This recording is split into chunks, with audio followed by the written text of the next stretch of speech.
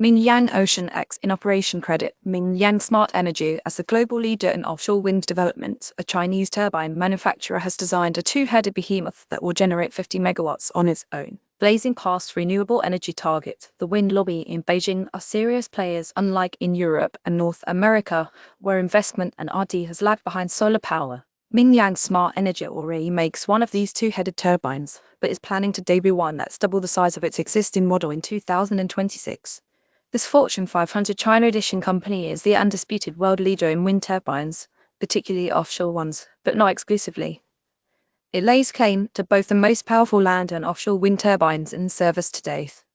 It developed the first typhoon-resistant floating turbine mooring, which was tested in September when Super Typhoon Megasa passed over the entire 15/340th unit offshore fleet, and not one was upended. Every single one remained operational.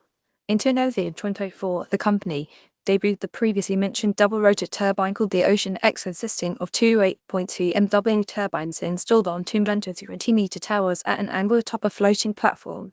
For comparison, the top-end turbines in the Mortier 1 wind farm in Great Britain generate 9 megawatts. Just one OceanX in ideal conditions is boasted as having the capacity to power 30,000 homes annually. The counter-rotating blades increased each turbine's output beyond what the wind can do alone, but during testing the blades broke off from the force. Nevertheless, the company managed to find buyers, and the OceanX was soon installed at the Yangjiang Qingzhou Roman 4 offshore wind farm off the southeast China coast.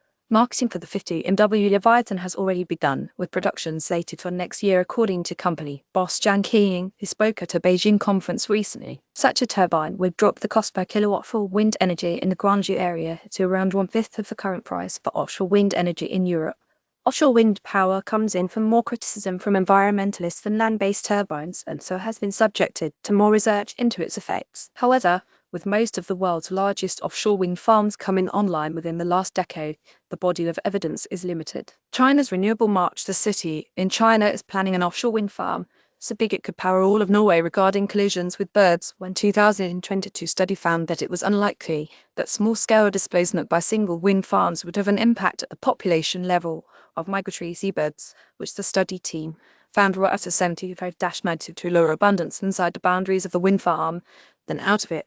Concerns over disturbances among whales and the seabed sediment have also been raised, as well as offshore farms' impact on coastal tourism and their susceptibility to sabotage. Wind power stories. New airship-style wind turbine combine gusts at higher altitudes for constant, cheaper power. One surefire way to reduce these eco-impacts would be to reduce the number of turbine units in a given wind farm, and the best way to do that would be find a way for turbines to generate more electricity. 50 MW would be a truly astonishing operational achievement and represent as much as a 15-fold increase in per unit power generation compared to some turbines deployed in the North Atlantic. With such an abundance of energy, farms in sensitive environmental areas like whale or migratory seabird routes could substantially reduce their turbine counts if the OceanX was part of the farm's fleet.